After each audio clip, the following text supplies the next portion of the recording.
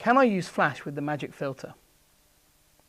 Curiously, this is a question that comes up frequently.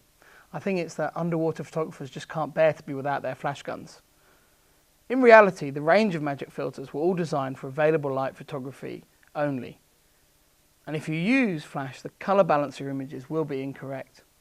Also, not taking your flash guns off really robs you of one of the great pleasures of filter photography, and that's to dive with a compact, ergonomic rig that's easy to move through the water, easy to handle, and much more pleasurable to dive with than a big strobe carrying rig that underwater photographers generally use.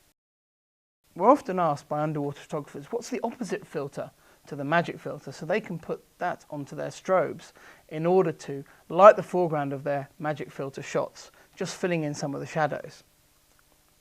Actually, this technique won't work because the filter that you need for your flash guns is actually the opposite filter to the combination of the magic filter and the work that the white balance is doing.